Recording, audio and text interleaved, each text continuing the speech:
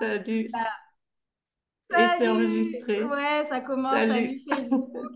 Bienvenue dans ce live. Comme d'habitude, je vérifie que nous sommes bien en direct sur Facebook.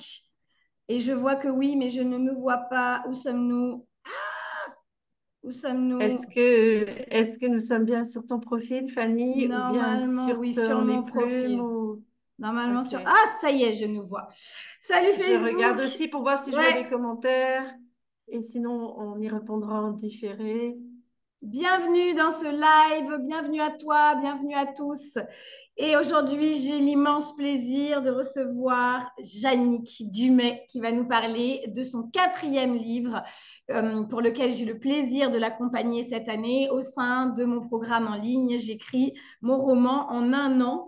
Yannick, merci d'être là. Et puis, avant de te laisser te présenter, je vais déjà te proposer à toi qui es là de te connecter à nous, nous mettre un petit like pour nous soutenir, nous envoyer des cœurs et puis nous mettre un petit mot en commentaire, venir nous saluer. Je te souhaite la bienvenue et la bonne arrivée, comme on dit au Burkina Faso. Si tu es là en replay, mets-moi le hashtag transformation. Et si tu tombes sur ce live hasard comme par hasard, il n'y a pas de hasard. Je suis Fanny Campan, je suis écrivain, je suis prof de français, chamane. Et ce que j'aime dans la vie, c'est t'accompagner à écrire des histoires et puis te partager les miennes. Yannick, c'est à toi. Alors, avec cette super présentation, je ne Ouais. sais plus quoi dire. Parce que c'est vrai que voilà, je suis assez multifacette et qu'au départ, ben, je ne disais pas, j'étais auteur. Enfin, c'est quelque chose qui est récent, ça a 3 ans, non, un peu plus maintenant, 3 ans et demi. Et c'est vrai que enfin, je suis en train d'écrire mon quatrième ouvrage et en fait mon troisième livre. Parce que dans les trois qui ont été publiés, il y en a un qui est un cahier. Mais donc, à part ça, je me considère, ou en tout cas, je me présente souvent comme une éclabousseuse de vie, une éclabousseuse de joie et guérisseuse de lettres, donc un peu fée, sorcière, magicienne, guérisseuse, pour accompagner les personnes qui traversent ce que j'appelle les intensités de la vie, deuil, transition de vie, crise existentielle. Donc, à travers des accompagnements énergétiques et à travers mes livres Hmm. C'est la qui sont première là. Je, fois. je- je jette un petit coup d'œil. Je Ouais. vous montre un petit coup d'œil. Donc, il va y avoir encore tellement de jours avec son cahier, le cahier des questions et l'envolée. Voilà. Et je tiens à dire que c'est la première fois que tu dis au travers de mes livres. Et ça me plaît. Tu te doutes bien que ça me plaît beaucoup. Avec Jannick, on s'est rencontrés dans un accompagnement business. C'était That Kind of Woman, je crois. Et j'ai tout de suite été vraiment impressionnée par la prestance de Jannick. Et on a échangé au sujet de nos livres. Donc moi, j'ai eu le plaisir de lire tous les livres. Enfin, en tout cas de lire ces deux premiers livres et d'utiliser le cahier des questions qui m'a permis de surmonter une épreuve de deuil que j'avais à faire moi aussi. Donc voilà, tu vois que j'étais complètement acquise à la cause de Yannick, on peut le dire comme ça. Et en fait, ce qui est intéressant avec ton profil, je pense par rapport à Sylvain Vien, qui était là il y a une quinzaine de jours et que j'accompagne aussi dans l'écriture, ce qui est particulier avec ton profil, c'est que comme tu l'as dit, tu en es à ton quatrième livre. Et du coup, alors, il y a des personnes qui sont là en direct, n'hésitez pas à poser des questions. Mais moi, il y a une question qui me viendrait tout de suite, c'est qu'est-ce qui fait qu'on continue à se former, même quand on est un auteur confirmé? Qu'est-ce qui fait qu'on a encore ce besoin, ce soin, ce désir d'être accompagné? Alors, en tout cas, pour moi, c'est le fait d'être toujours curieuse, de me considérer aussi toujours comme en apprentissage. Et même si j'ai l'impression d'avoir progressé, d'avoir avancé, je suis toujours en apprentissage, en fait, dans la vie en général, c'est-à-dire dans le sens d'être en exploration, d'être curieuse. Et puis aussi, alors particulièrement, il se trouve que moi, je suis arrivée dans l'écriture, euh, alors je dirais pas sous un coup de tête, ni par hasard non plus, mais je suis arrivée, l'écriture en fait est venue à moi, même si elle était déjà venue à moi avant, même si c'était un moyen que j'avais déjà utilisé, en tout cas l'écriture en tant qu'auteur, en tant que publier un livre, elle est venue à moi au moment de la mort de mon fils en août 2020. Et à ce moment-là, en fait, je n'ai absolument pas suivi de formation. Alors, j'avais mon bagage à moi, mon bagage littéraire d'autodidacte.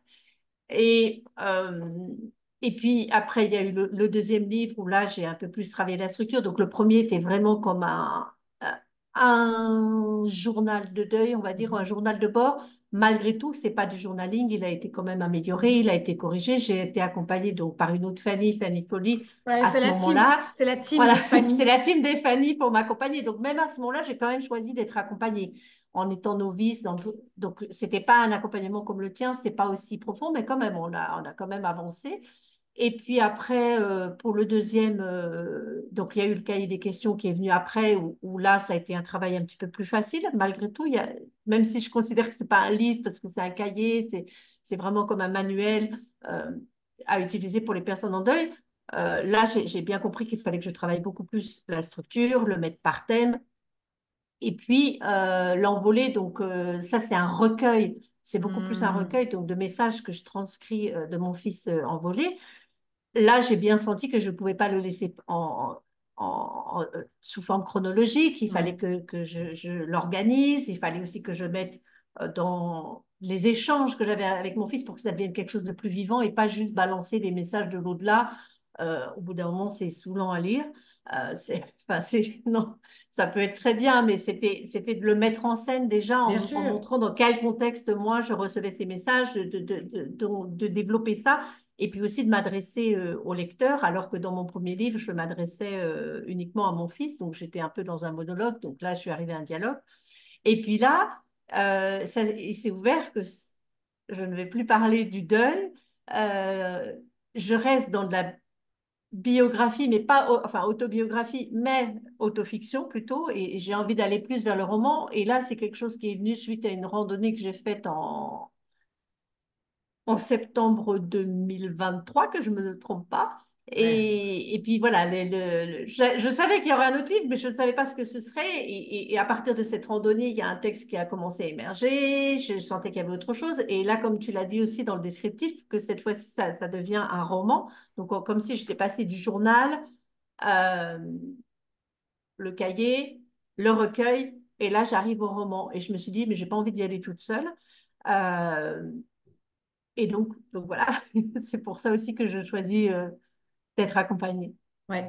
Et je trouve que c'est vraiment un chemin qui est très symptomatique, qui est très représentatif du chemin de l'écrivain, qui en fait, on va commencer souvent par une histoire qui est très personnelle, un petit peu, alors moi j'appelle ça casser la croûte, qui est une espèce de terme un peu thérapeutique hein, qu'on peut utiliser. Tu sais, le premier livre qu'on écrit, c'est comme un livre pour se libérer, pour déposer toutes les histoires personnelles dont on n'a plus besoin, ou en tout cas qu'on a besoin de sortir en premier, on a besoin de transcender en premier, hein, pour reprendre un peu tes termes à toi. Et puis ensuite, il y a de plus en plus de place pour passer à la fiction, pour passer à la création d'univers, tout en s'inspirant toujours de son existence, c'est ce que tu fais hein, dans le roman que tu écris aujourd'hui, mais en embrassant, je dirais, un objectif plus large, un message universel. Et ça, c'est vraiment, je trouve, la particularité de ton texte, du texte que tu es en train d'écrire maintenant. Ce qui est très intéressant avec Yannick, je vois qu'il y a plein de personnes qui sont là. N'hésitez pas hein, dans les commentaires si vous avez des questions. Parfois, il y a un petit décalage, mais je suis sur Facebook pour voir. On vous Je te répondra en live. remercie. Euh, ce que je disais, ce qui est intéressant avec Yannick, c'est que Yannick est arrivé avec un texte qui était déjà écrit. Comme tu l'as dit, en fait, tu es arrivé avec le texte que tu avais écrit pendant et après ton pèlerinage. Et du coup, on avait déjà un matériau de départ. Et puis, ce qui a été intéressant, c'est que finalement, ce livre s'est transformé et que tu t'es mis à écrire une histoire qui n'était pas réellement prévue au départ. En tout cas, ce n'était pas l'histoire qui était prévue. Et ça a été très intéressant à suivre comme un deuxième éveil de ton livre, en fait, de ce quatrième livre qui est comme un livre de la maturité. Et tout ça pour amener finalement à ce que 6 mois après le début, même pas 6 mois après le début de notre accompagnement, il se trouve que tu as été invité, ou en tout cas tu t'es proposé pour aller témoigner à la télé, dans une émission télé, pour aller témoigner sur le sujet justement qui est au cœur du livre que tu écris. Est-ce que tu peux nous raconter cette aventure extraordinaire quand même? Oui, donc j'ai témoigné sur l'émission Ça commence aujourd'hui et c'est vrai que c'était une émission que je suivais en me disant je vais pouvoir peut-être aller témoigner sur le deuil, sur ma résilience, sur ma façon d'aborder la vie et la mort.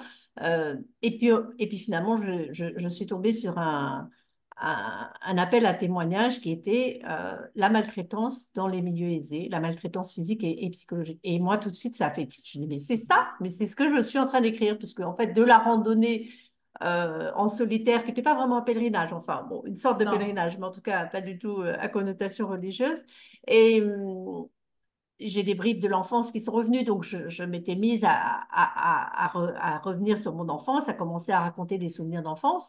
Et dans cette enfance, oui, il y a eu de la maltraitance physique et psychologique, et je viens d'un milieu aisé, donc c'était évident, c'était ça. Et en même temps, ça m'a bousculée parce que j'étais juste en train d'écrire sur le livre. J'avais juste commencé, je me disais, mais je ne peux pas parler de ça alors que mon livre n'est pas fini, et en même temps, c'est aussi ma vie.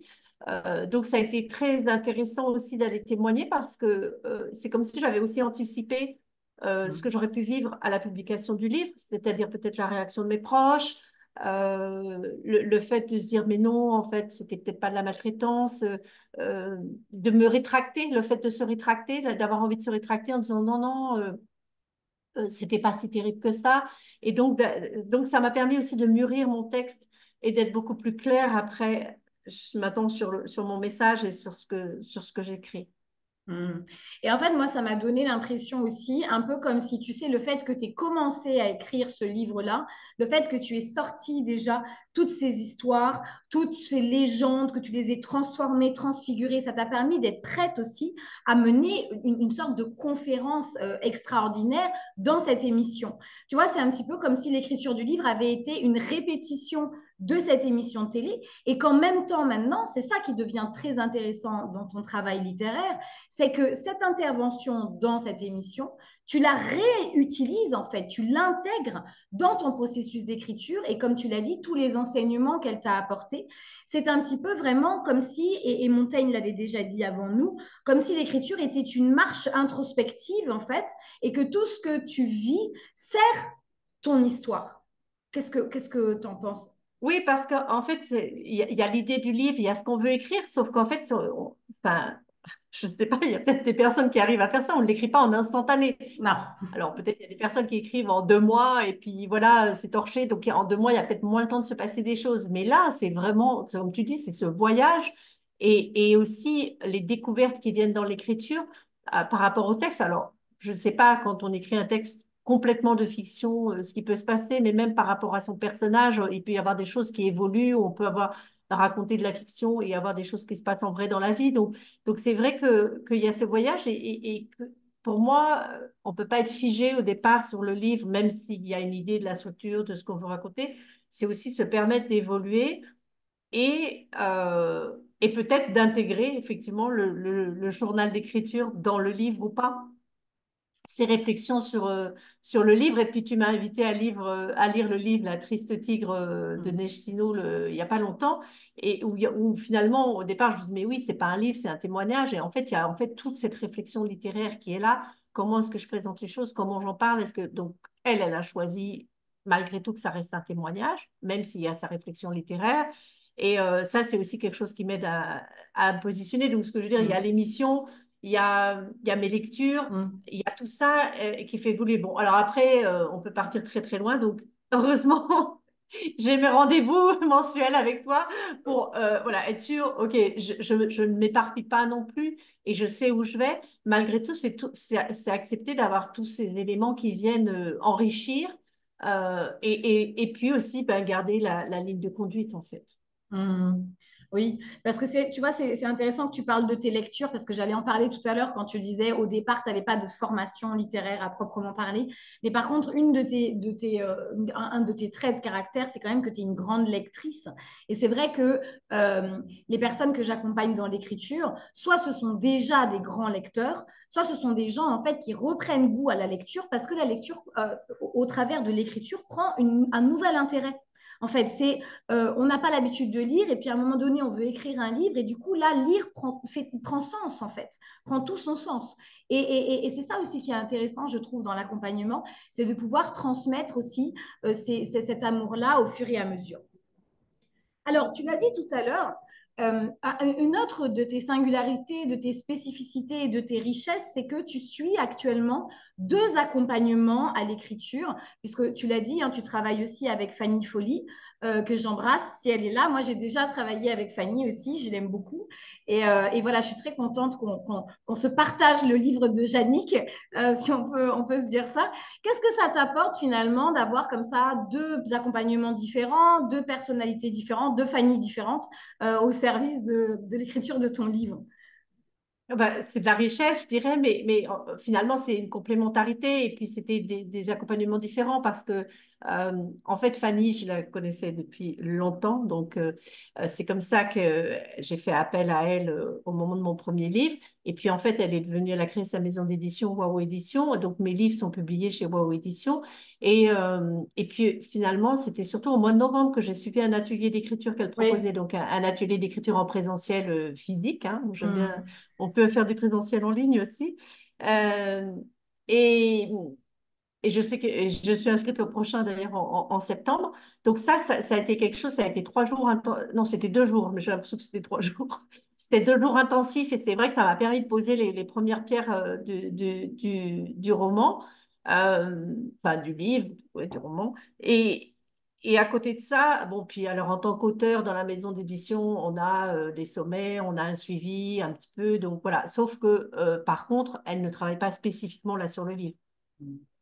Donc voilà, donc c'est différent. Et toi, moi, ce qui m'a plu, c'était surtout d'avoir ce suivi pendant un an et de savoir, alors, c'était pas pendant un an, une fois de temps en temps, c'est vraiment tous les mois, on a Mm. rendez-vous. Tous les mois, j'envoie mon manuscrit, tu suis l'avancée. Et ça, c'est vrai que j'avais envie de cette proximité, j'avais envie de ce suivi régulier, ne serait-ce que pour me donner des coups de pied au derrière, ou en me disant, oh là là, mince, j'ai pas avancé. Parce que c'est vrai que parfois, je ne suis pas non plus auteur à plein temps, et c'est vrai que parfois, ben, on peut se laisser happer par autre chose, et même si on se dit, tiens, je vais mettre ma routine d'écriture, moi, ça fonctionne pas de mettre tous les... Mm. J'ai mis dans mon agenda hein, Mm. tous les jours à 8 heures écriture, mais ça ne fonctionne pas. Par contre, ça fonctionne d'écrire quand même tous les jours. Mais parfois, quand il y a des passages un peu, oh, je sais pas si j'avance bien, etc. Voilà, là de me dire, bah, il y a quelqu'un qui va superviser, qui va lire, qui va aller regarder ça, qui va, pas pour me punir ou pour me corriger, mais juste pour avoir un feedback, un recul. Et puis bon, ben voilà, en fait, ça fait aussi un moment que je te suis. Que j'aime beaucoup ton côté prof de français, donc ne serait-ce que par rapport mais non, mais c'est vrai, c'est le côté pédagogue et c'est le côté et puis c'est le côté littéraire, Mm. ta culture littéraire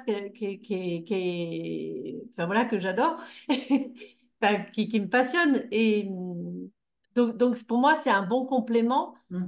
C'est un très bon complément. Et en fait, justement, pour la petite anecdote, comme tu parlais que j'ai pas de formation littéraire, alors en fait, c'est pas vrai parce que j'ai fait 1 an de lettres modernes. Ah, quand même. Voilà, et en fait, là, je suis en train d'écrire le moment où finalement ça a basculé parce que, en fait, à 14 ans, je voulais être romancière. Tu vois Mais ça. je n'ai pas pu et c'est un des trucs où mon père m'a absolument obligée à entrer en section scientifique. Ouais. Ça s'appelait C à l'époque. Oui. Et ce qui fait que ça m'a complètement désorientée et que je n'ai pu rentrer en lettres modernes que plus tard et qu'en fait, après, j'ai décroché. Enfin voilà, c'était compliqué. Et donc, je reviens à mes premières amours, en fait. Et en fait, j'ai l'impression que c'est souvent ça, hein. C'est souvent ça quand on se met à l'écriture. Moi, je sais, quand j'ai écrit mon premier roman, j'avais 28 ans. Enfin, oui, bah, le premier jet, quoi, j'avais 28 ans. Et en fait, enfin, j'en avais déjà écrit un quand j'avais 15 ans, mais celui que j'ai écrit vraiment, que j'ai publié, j'avais 28 ans. Et c'est vrai que j'avais cette impression-là, en fait, de renouer avec ma vocation première, entre guillemets. Alors, je regardais mon téléphone parce qu'il y a Véronique Pivon qui est là. Salut, Véronique. Et Anne-Sophie Anne-Sophie, je l'ai Ekel vu. aussi qui est Ouais. arrivée. Voilà, on est ravis de vous avoir avec nous en live. Et merci, Yannick, pour ton témoignage, parce que c'est vrai que bah, il y a des personnes qui peuvent se poser la question. Les gens sont toujours surpris quand on dit qu'on accompagne des auteurs. Et pourtant, moi-même qui suis écrivain publié depuis 2015, je me fais toujours accompagner aujourd'hui. Et pour moi, c'est hyper important. Un peu comme un psy va lui-même en fait être en analyse. Pour moi, c'est pareil pour un auteur et qui plus est, un auteur qui accompagne les autres auteurs. On a besoin de savoir qu'est-ce que ça fait en fait hein, d'être soi-même dans ce rôle un petit peu hein, de coacher, d'accompagner. J'aurais une dernière question à te poser, Yannick. Qu'est-ce que toi, finalement, tu as remarqué comme changement depuis que tu es entré dans le programme? Alors, je dirais peut-être d'abord d'un point de vue littéraire et puis après peut-être sur ta posture d'auteur. Qu'est-ce qui a changé depuis le début de ton programme, de ton entrée dans le programme? La première réponse, ce qui me vient là comme ça sans réfléchir, c'est j'ai un œil plus averti. Euh, le fait de pouvoir, parce que c'est pas juste toi, dans l'accompagnement, t'es pas la prof de français non plus en disant c'est moi qui sais, etc. Donc tu m'invites à cette autocritique aussi, à regarder mon texte aussi autrement, à avancer. Le fait d'avoir été des petites remarques euh, qui m'ont permis d'ouvrir la porte là sur la narration, sur les dialogues, sur des choses comme ça, et d'avoir vraiment un œil plus ouais, plus avisé en fait sur mon travail, euh, de regarder d'autres perspectives, parce que parfois en fait on est juste dans son histoire Mm. et peut-être que le style ou le... Alors son style, on va dire, on le développe soi-même, mais parfois il y a un style à aller chercher aussi.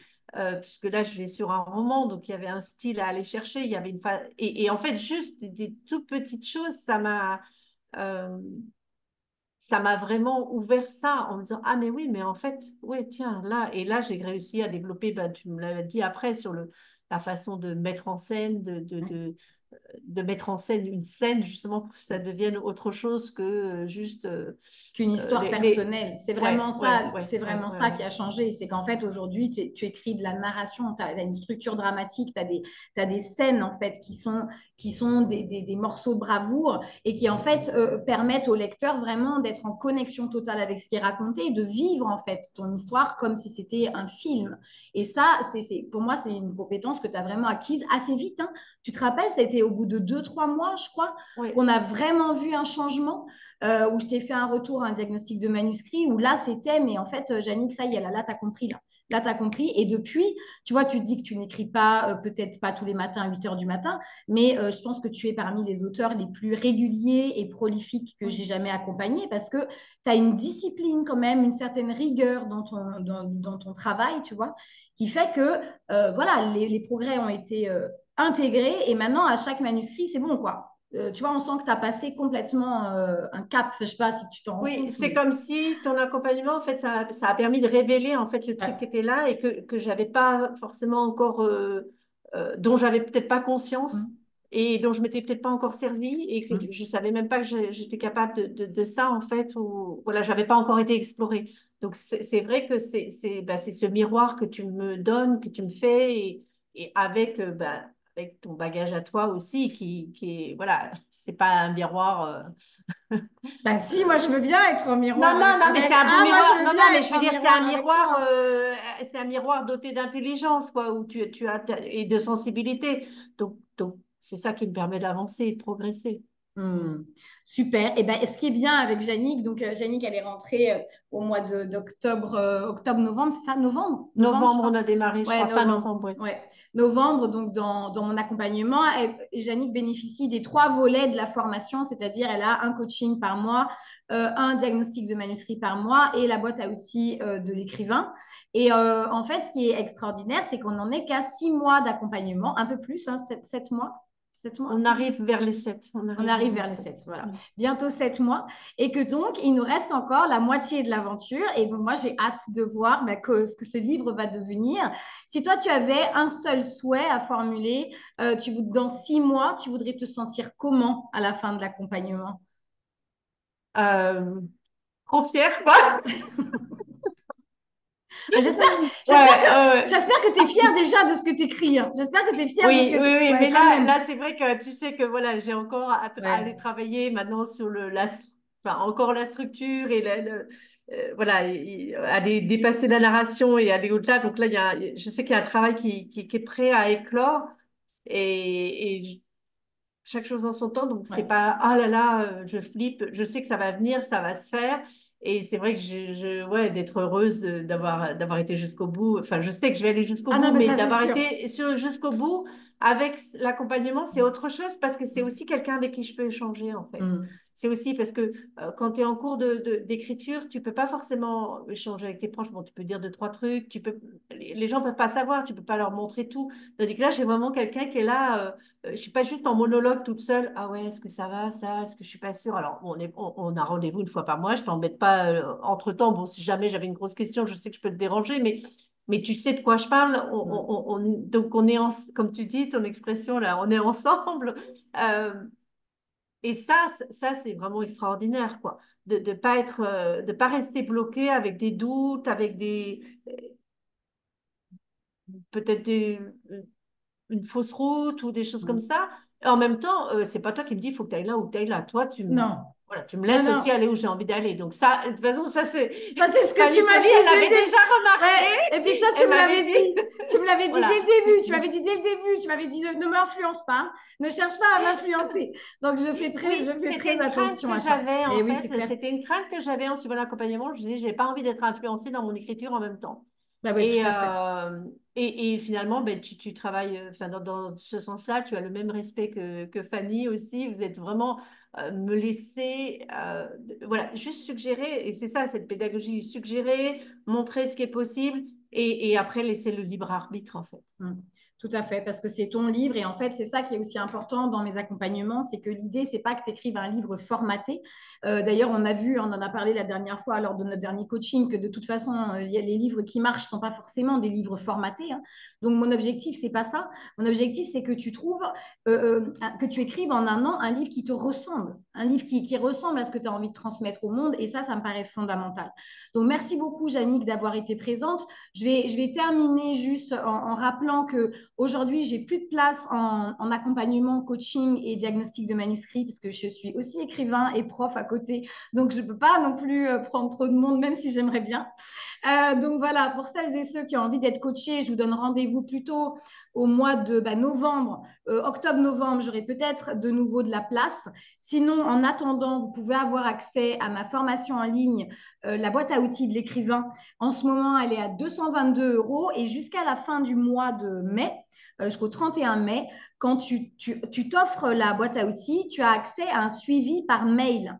Donc, ce n'est pas les diagnostics de manuscrits, ce n'est pas les coachings, mais malgré tout, ça permet d'avoir quand même un regard extérieur sur ton travail et puis de l'aide ponctuelle quand on a besoin, donc pendant un an. Je tiens à dire aussi que la boîte à outils de l'écrivain, elle est renouvelée. Là, par exemple, hier, j'ai fait une vidéo sur les livres des entrepreneurs. En fait, comment un entrepreneur peut écrire un livre qui va être au service de son business et qui va lui permettre voilà, de générer de l'argent, mais aussi de connecter à ses clients et de devenir la référence dans son domaine. Donc voilà, si ça vous intéresse, si ça t'intéresse, je mettrai de toute façon le lien dans les commentaires.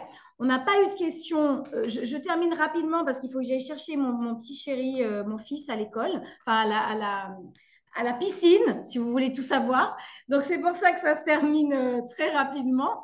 Mais voilà, je voulais dire, n'hésitez pas à nous poser des questions dans les commentaires, en replay. On viendra y répondre, bien sûr, avec Jannick, avec grand plaisir.